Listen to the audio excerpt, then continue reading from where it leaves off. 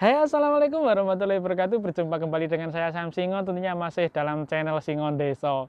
Bagaimana kabar kawan-kawan semuanya? Semoga sehat walafiat dan dimurahkan rezekinya, dilancarkan usahanya. Amin.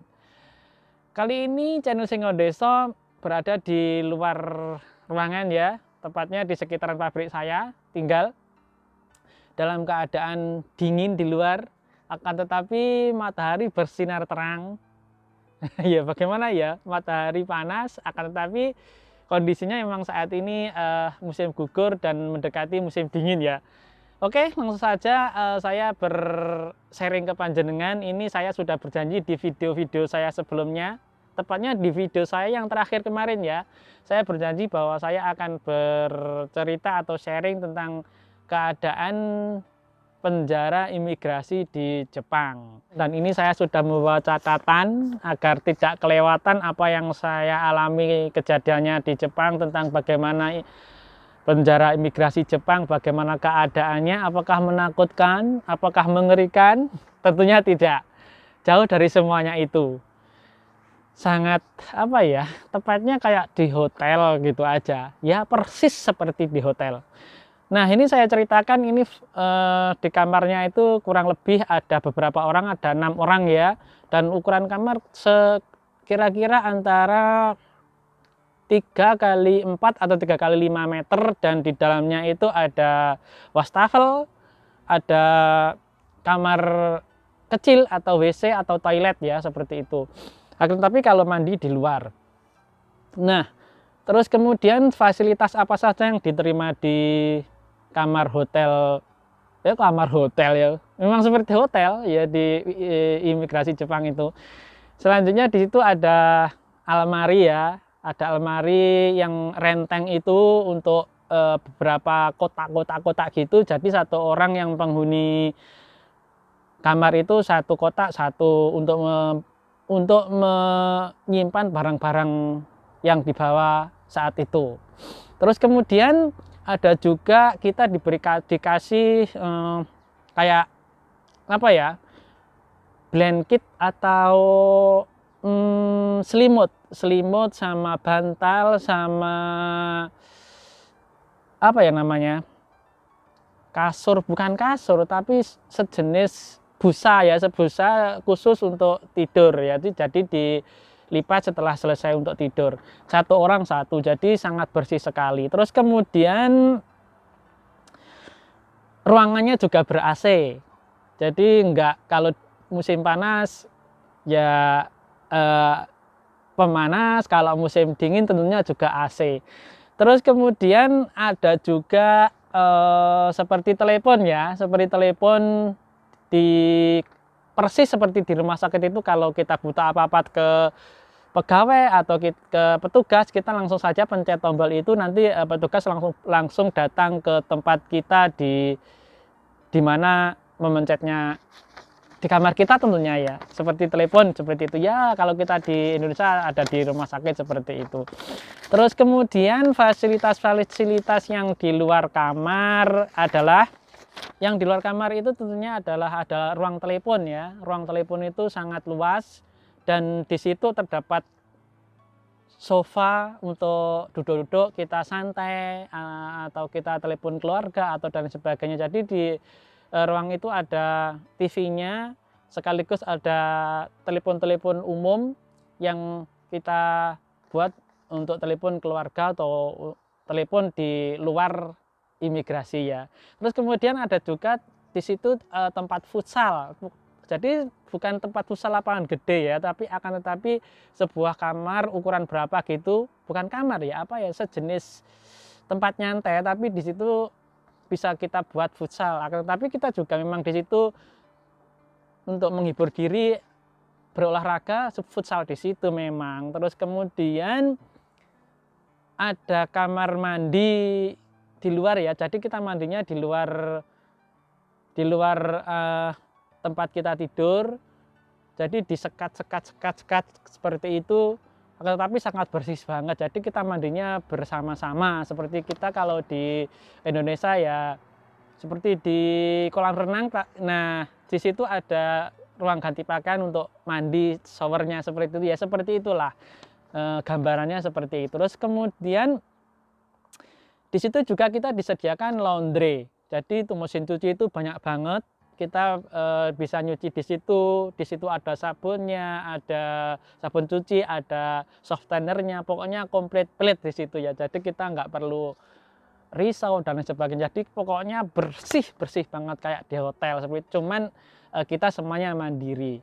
Terus kemudian juga ada ini yang saya apa ya? Ada juga rak-rak majalah, koran, majalah, terus buku-buku seperti itu agar kita tidak stres. Di situ disediakan berbagai majalah dari berbagai mancanegara yang sekiranya orang yang masuk ke situ itu orang dari mana saja, tentunya ya orang-orang ilegal itu ya kemungkinan dari kayak kita, dari Indonesia, dari Vietnam, dari Myanmar, dari ya Asia Tenggara, itu hampir ada semuanya di situ. Jadi kita majalah-majalah kita tidak stres, kalau kita suka membaca di situ juga ada. Terus selanjutnya ini yang saya bilang seperti hotel ya, sudah kamarnya bersih, terus kemudian itu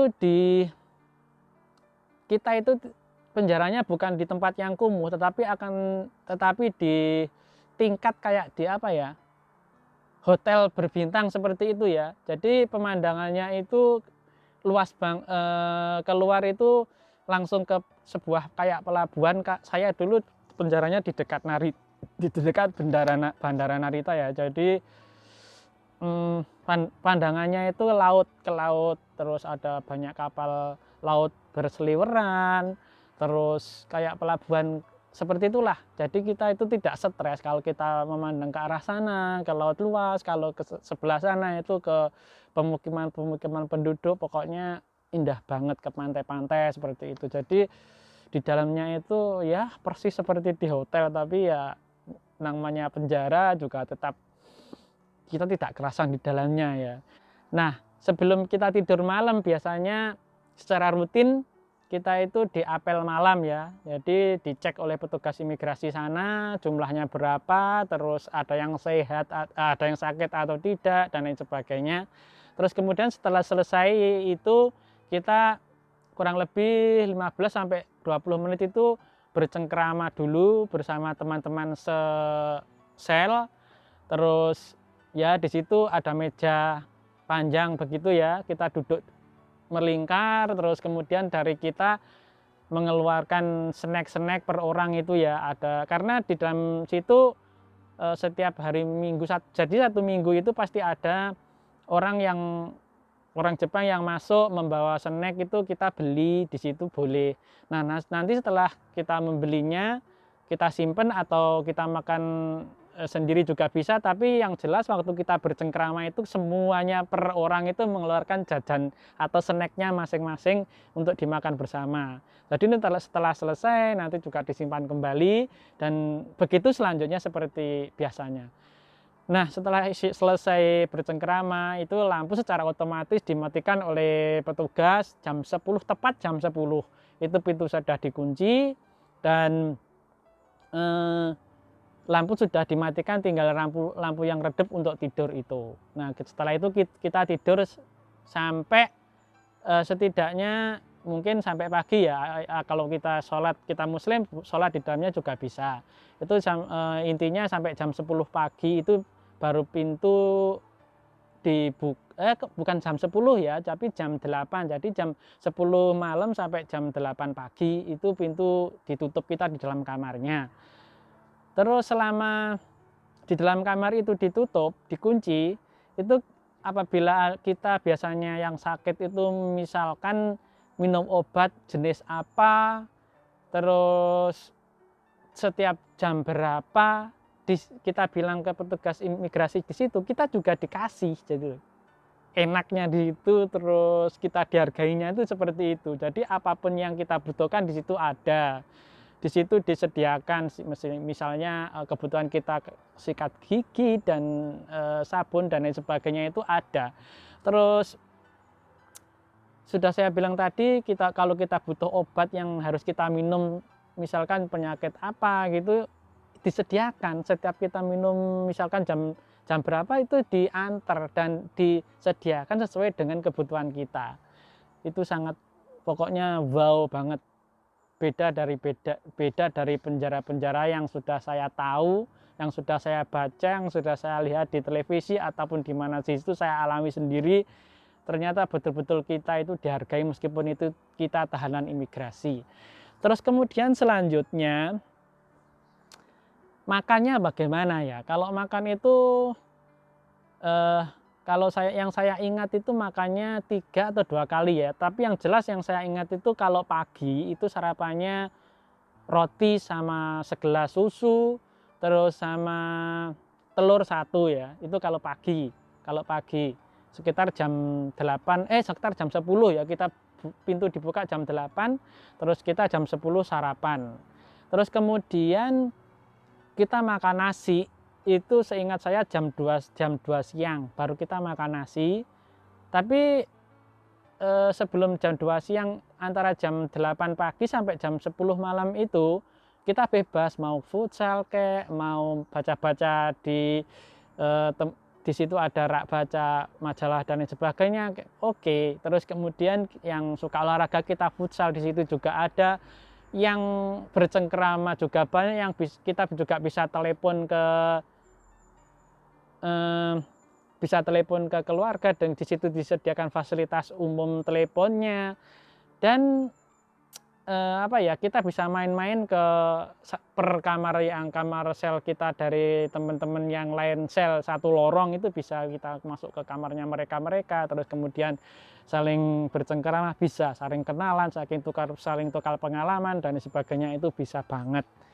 Nah, terus di sisi lain juga ada waktu untuk bersih-bersih kamar setiap hari. Jadi setiap kita habis tidur dan kita akan tidur itu ada jadwal bersih-bersih kamar. Jadi kamarnya itu selalu bersih, selalu rapi, dan ya pokoknya ada kebersamaan di situ, senasib seperjuangan seperti itu. Terus kemudian yang saya acungi jempol di penjara imigrasi Jepang atau orang Jepang memperlakukan kita di sana itu kita dimanusiakan. Jadi dihargai hak-hak kita apapun itu, asalkan kita berbicara dengan petugas imigrasi yang bertugas di situ, di penjara situ, kita itu dihargai banget. Dan seperti itu bagaimana keadaan penjaranya di Jepang itu tidak menakutkan sama sekali, sangat bersih sekali, sangat nyaman sekali, persis kalau saya bilang seperti hotel, di hotel berbintang lah ya intinya, cuman tidurnya kita nggak di spring bed, kita di matras ya atau apa ya, kalau bukan matras itu kalau kita bilang itu seperti ya seperti itulah yang bisa dilempit itu loh, seperti itu. Oke, demikian kawan-kawan Singodeso, cerita saya tentang penjara imigrasi Jepang. Sharing saya seperti itu, kurang lebihnya saya mohon maaf, dan apabila semuanya bermanfaat buat panjenengan silahkan ambil, dan apabila merasa panjenengan itu alah vlog apa ini, oke, tidak apa-apa, saya cuman berbagi kepada kawan-kawan semuanya. Dan apabila ada kata-kata kurang berkenan, mohon maaf yang sebesar-besarnya, dan saya akhiri wassalamualaikum warahmatullahi wabarakatuh. Bye.